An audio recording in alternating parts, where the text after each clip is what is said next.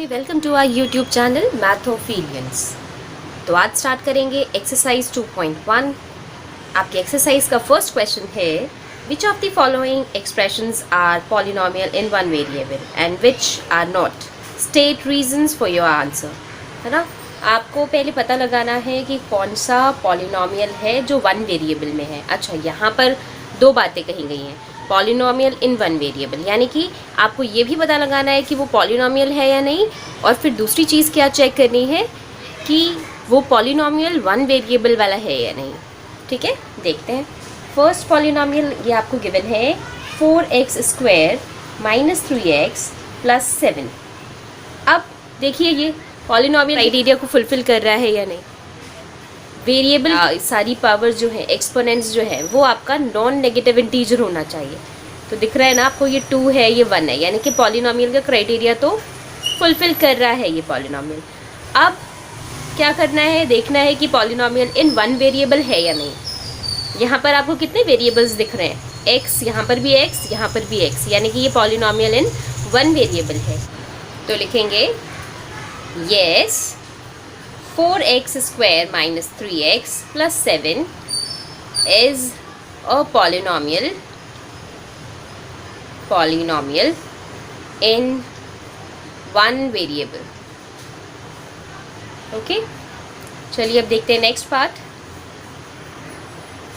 Second लिखा हुआ है आपका पॉलिनोमियल y² + √2। अब यहाँ पे आपका वेरिएबल है y, इसकी डिग्री देखनी है हमें। सबसे पहले पॉलिनोमियल है या नहीं ये चेक करना है। पॉलिनोमियल देखिए है या नहीं।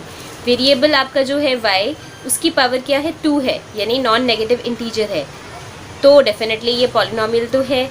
अब यहाँ पर कितने वेरिएबल्स दिख रहे हैं आपको, एक ही वेरिएबल दिख रहा है, यानी कि ये भी पॉलिनोमियल इन वन वेरिएबल होगा। तो लिखेंगे yes y² + √2 is a polynomial in one variable. ये भी है, ये भी कोई मुश्किल की बात नहीं थी। चलिए अब देखते हैं नेक्स्ट वाला पार्ट। नेक्स्ट पार्ट में लिखा है 3√t + t√2। अब ये चेक करना है कि पॉलिनोमियल है या नहीं। आपको सबसे पहले पहला क्राइटेरिया क्या चेक करना है कि जितने भी वेरिएबल्स हैं उनकी पावर नॉन नेगेटिव होनी चाहिए, नॉन नेगेटिव इंटीजर के फॉर्म में होनी चाहिए। तो ये 3√t है, यानी t⁻² (1/2) + t√2। अब यहाँ पर तो t की पावर 1 है, ठीक बात है, लेकिन यहाँ 1/2 है। √t का क्या मतलब होता है, 1/2। तो ये 1/2 तो इंटीजर नहीं है, है ना। तो ये क्या पॉलिनोमियल होगा, बिल्कुल भी नहीं होगा। भले ही इसमें वेरिएबल एक है, लेकिन जब ये पॉलिनोमियल ही नहीं है तो पॉलिनोमियल इन वन वेरिएबल की तो बात ही कहाँ से होगी। तो फिर इसको भी लिखेंगे 3√t + t√2 is not a polynomial because exponent of t is not a whole number या नॉन नेगेटिव इंटीजर, दोनों ही लिख सकते हैं हम। ठीक है, नॉन नेगेटिव इंटीजर। ठीक, चलिए अब देखते हैं नेक्स्ट पार्ट। पार्ट नंबर 4 लिखा हुआ है y + 2/y, y + 2/y। अब चेक करते हैं। अब देखिए डिनोमिनेटर में y दिख रहा है, क्या मतलब है इस बात का, पहले तो ये पता लगाएं। नीचे डिनोमिनेटर में y है, यानी कि y की पावर 1 है। अब अगर मैं इसको न्यूमरेटर में ले आऊँ तो पावर नेगेटिव हो जाती है, हमें बात ये पता है। अब देखिए मैंने कहा था आपको पॉलिनोमियल के लिए आपके पास जितनी भी वेरिएबल्स हैं उनकी एक्सपोनेंट्स नॉन नेगेटिव इंटीजर होने चाहिए, नेगेटिव भी नहीं चलेगा, है ना, और इंटीजर भी होना चाहिए। तो ये नेगेटिव दिख रहा है आपको, -1 दिख रहा है, तो ये पॉलिनोमियल तो नहीं होगा। तो therefore y + 2/y is not a polynomial because exponent of y is not a whole number या नॉन नेगेटिव इंटीजर। ओके, देखते हैं फिफ्थ पार्ट क्या लिखा हुआ है। x raise to the power 10 plus y raise to the power 3 and plus t raise to the power 50। अब check करते हैं कि पॉलिनॉमियल है या नहीं। पॉलिनॉमियल के लिए क्राइटेरिया है वही जो अभी हम बार बार डिस्कस कर रहे हैं कि आपके वेरिएबल का एक्सपोनेंट जो होना चाहिए या पावर जो होना चाहिए वो नॉन नेगेटिव इंटीजर होना चाहिए। भाई दिख रहा है कि नॉन नेगेटिव है, तो यानी कि ये पॉलिनॉमियल तो है। अब हमें क्या चेक करना था, पॉलिनॉमियल इन वन वेरिएबल, यानी कि एक वेरिएबल वाला। यहाँ पे कितने वेरिएबल्स हैं? 3 वेरिएबल्स हैं, x, y और t। तो इसलिए ये पॉलिनॉमियल इन वन वेरिएबल नहीं है। लिखेंगे because x raise to the power 10 plus y cube plus t raise to the power 50 has 3 variables, therefore x raised to the power 10 plus y cube plus t raised to the power 50 is not a polynomial in one variable. Okay, I hope कि clear हो गया होगा। चलिए देखते हैं अब next question. आपका second question है, लिखा हुआ है आपके सेकेंड क्वेश्चन में कि right the coefficient of x square in each of the following. नीचे जितने भी आपको पॉलिनॉमियल्स दिए गए हैं उसमें एक्स स्क्वायर का कोएफिशिएंट बताना है आपको। आपका पहला पॉलिनॉमियल है 2 plus x square plus x. अब एक्स स्क्वायर का कोएफिशिएंट बताना है, यानी एक्स स्क्वायर के साथ जो न्यूमेरिकल वैल्यू लिखी हुई है आपको वो बताना है ना। हमने डिस्कस किया था ना लेक्चर में कि कोएफिशिएंट क्या होता है। अब एक्स स्क्वायर के साथ आपको कोई न्यूमेरिकल वैल्यू तो दिख नहीं रही होगी, तो जब भी याद रखिए कि कोई वैल्यू नहीं दिख रही, इसका क्या मतलब है? इसका मतलब है कि वहाँ पे 1 हिडन है। ठीक है, तो एक्स स्क्वायर का कोएफिशिएंट क्या हुआ? ये उस न्यूमेरिकल वैल्यू के साथ जो साइन लगा है आप उसको भी लेंगे। तो coefficient of x square is 1 plus 1 लिखें या 1 लिखें, एक ही बात है। ठीक है, इसी तरह सेकंड पार्ट देखिए क्या लिखा है, 2 minus x square plus x cube. ठीक है, अब यहाँ पे एक्स स्क्वायर के आगे फिर से कोई आपको न्यूमेरिकल वैल्यू नहीं दिख रही होगी, यानी कि 2 minus 1 x square plus x cube, यही लिखा है इसका मतलब। तो एक्स स्क्वायर के साथ में क्या वैल्यू लिखी हुई है? Numerical value -1। तो एक्स स्क्वायर का कोएफिशिएंट क्या हुआ? -1। अच्छा, स्टूडेंट्स यहीं पे गलती कर देते हैं कई बार कि वो खाली 1 लिख देते हैं, लेकिन यहाँ पे हमें सिर्फ वो न्यूमेरिकल वैल्यू नहीं देखनी, उसके साथ जो साइन लगा हुआ है, या वो प्लस है या वो माइनस है, जो भी साइन लगा है वो आपको लिखना ज़रूरी है। तो आप लिखेंगे coefficient of x square is -1। ठीक है, चलिए देखते हैं अब नेक्स्ट पार्ट। लिखा है π/2 x square plus x. X square का कोएफिशिएंट एक्स स्क्वायर के साथ में जो न्यूमेरिकल वैल्यू लगी हुई है, यानी कि π/2। अच्छा, आपको ऐसे बॉक्सेस नहीं बनाने, ये मैं समझाने के लिए बता रही हूँ बस। तो coefficient of x square is π/2। ठीक है, चलिए देखते हैं अब नेक्स्ट इसका पार्ट। फोर्थ लिखा है √2 x - 1। अब यहाँ पे एक्स स्क्वायर का कोएफिशिएंट बताना है आपको। क्या आपको यहाँ पे एक्स स्क्वायर नज़र आ रहा है? नहीं, जब एक्स स्क्वायर ही नज़र नहीं आ रहा तो एक्स स्क्वायर का कोएफिशिएंट क्या होगा? फिर 0 होगा, क्योंकि अगर हम अज्यूम कर भी लें कि यहाँ पर एक्स स्क्वायर है, तो जैसे ये लिखा हुआ है, ये लिखा हुआ है, सपोज़ कि यहाँ पे एक्स स्क्वायर भी है, लेकिन वो दिख नहीं रहा है। क्यों नहीं दिख रहा है? क्योंकि वो यानी कि 0 से मल्टीप्लाई हो रहा होगा सपोज़, है ना।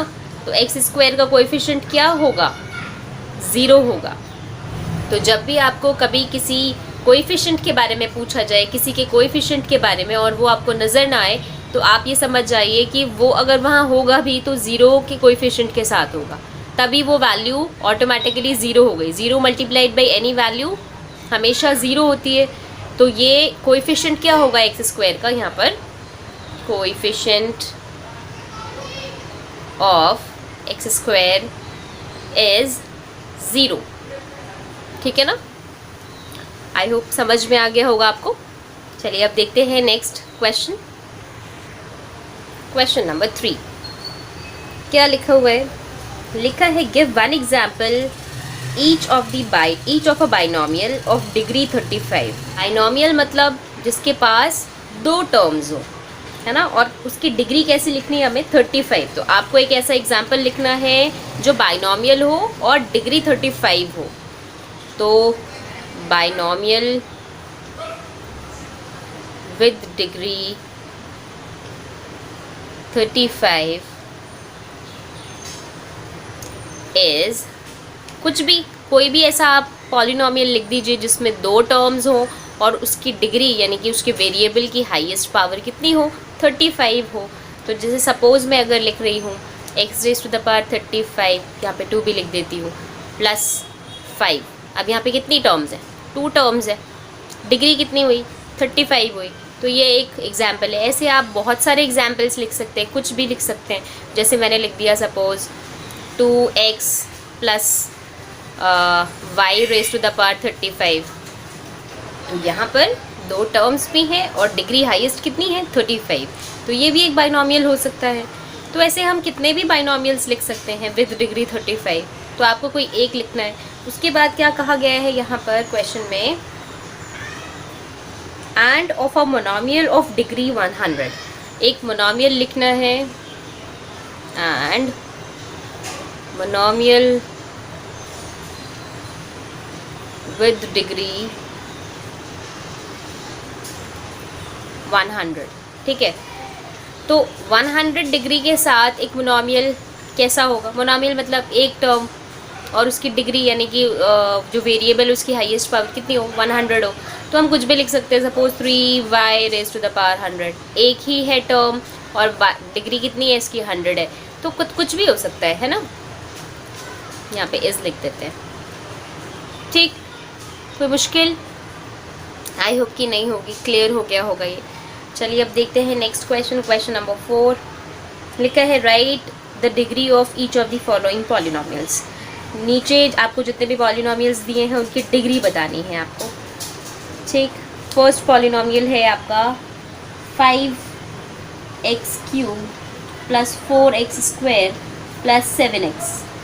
अब इस पॉलिनोमियल में वेरिएबल की हाईएस्ट पावर क्या दिख रही है, 3 दिख रही है। तो डिग्री कितनी हुई, 3 हो गई। सिंपल सा क्वेश्चन है। नेक्स्ट पार्ट है 4 माइनस y²। अब इस पॉलिनोमियल में सबसे हाईएस्ट पावर क्या दिख रही है आपको, 2 दिख रही है। तो डिग्री कितनी हो गई इसकी, डिग्री हो गई 2। ठीक है, अब देखते हैं थर्ड पार्ट इसका। लिखा हुआ है 5t माइनस √7। अब यहाँ पर t आपका वेरिएबल है, इसकी पावर कितनी है, 1 है, यानी कि इसकी डिग्री कितनी होगी, 1। सिंपल सी बात है ना। अब देखते हैं इसका नेक्स्ट पार्ट। फोर्थ पार्ट में लिखा हुआ है 3, खाली 3, कोई वेरिएबल नहीं है। तो अब जब यहाँ पे कोई वेरिएबल नहीं है तो डिग्री क्या होगी, डिग्री 0 होगी, कि कोई वेरिएबल ही नहीं है तो डिग्री 0। Clear, okay. चलिए अब देखते हैं क्वेश्चन नंबर 5। लिखा है classify the following as linear, quadratic and cubic polynomials. आपको बताना है नीचे जो पॉलिनोमियल्स गिवन है वो लीनियर हैं, क्वाड्रेटिक हैं या क्यूबिक पॉलिनोमियल है। तो आपका पहला पॉलिनोमियल है x² प्लस x। अब यहाँ पर आपको अगर बताना है लीनियर, क्वाड्रेटिक या क्यूबिक पॉलिनोमियल तो आपको ये देखना होगा कि डिग्री क्या है, क्योंकि हमने डिस्कस किया था कि पॉलिनोमियल के टाइप्स उनके या तो टर्म्स पे डिपेंड करती है या तो उनकी डिग्रीज पे डिपेंड करती है ना। तो यहाँ पे डिग्री क्या है, 2 है। तो डिग्री 2 वाले जितने भी पॉलिनोमियल्स होते हैं उनको क्या कहते हैं, क्वाड्रेटिक पॉलिनोमियल कहते हैं। तो यहाँ पे डिग्री 2 है इसलिए ये क्वाड्रेटिक पॉलिनॉमियल है। क्लियर? चलिए अब देखते हैं सेकंड पॉलिनॉमियल। लिखा है x minus x cube. Degree कितनी है इसकी?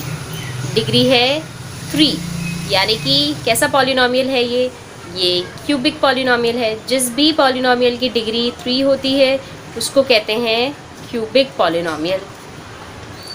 अब है हमारा थर्ड पार्ट। लिखा हुआ है y plus y square plus 4। अब यहाँ पे डिग्री कितनी है? 2 है, तो 2 डिग्री वाले पॉलिनॉमियल क्या होते हैं? क्वाड्रेटिक पॉलिनॉमियल होते हैं। एकदम देखिए सिंपल क्वेश्चन है, जो हमने पढ़ा था बस वही अप्लाई कर रहे हैं इस पर। Quadratic polynomial. अब देखते हैं फोर्थ पार्ट इसका। क्या लिखा हुआ है? 1 प्लस एक्स, एक यानी 1 डिग्री वाले पॉलिनॉमियल को क्या कहते हैं हम? Linear polynomial. तो कैसा पॉलिनॉमियल हुआ ये? Linear polynomial. ठीक है। अगर मैं आपसे कहती कि टर्म्स के बेसिस पे बताइए मुझे, तो कैसा पॉलिनॉमियल होता है? ये बाइनॉमियल होता, क्योंकि इसके अंदर 2 टर्म्स हैं, है ना। लेकिन यहाँ पे मुझे टर्म्स के बेसिस पे क्लासीफाई नहीं करना है, यहाँ पे मुझे डिग्रीज़ के बेसिस पे पता लगाना है। अब इसका फिफ्थ पार्ट है, लिखा हुआ है 3t। t पावर कितनी है? 1, यानी कि लीनियर पॉलिनॉमियल। 1 डिग्री वाले जितने पॉलिनॉमियल उनका नाम है लीनियर पॉलिनॉमियल। अब देखते हैं सिक्स्थ पार्ट, r स्क्वायर लिखा हुआ है। तो r स्क्वायर यानी कि डिग्री कितनी है? 2। तो डिग्री 2 वाले पॉलिनॉमियल क्या कहलाते हैं? क्वाड्रेटिक पॉलिनॉमियल कहलाते हैं। Quadratic polynomial. Okay. Last part है इसका, पार्ट नंबर 7। लिखा हुआ है 7x क्यूब। अब डिग्री कितनी है? 3 डिग्री है इसकी, है ना। तो कैसा पॉलिनॉमियल हुआ? Cubic polynomial. ठीक है। तो यही थे आपके इस एक्सरसाइज के क्वेश्चंस। आपको सॉल्यूशन समझ में आए हों, वीडियो अच्छी लगी हो तो वीडियो को लाइक कीजिए, शेयर कीजिए और चैनल को सब्सक्राइब कीजिए, ताकि आने वाले वीडियो की हर नोटिफिकेशन आपको टाइम पर मिल सके। Okay, good bye.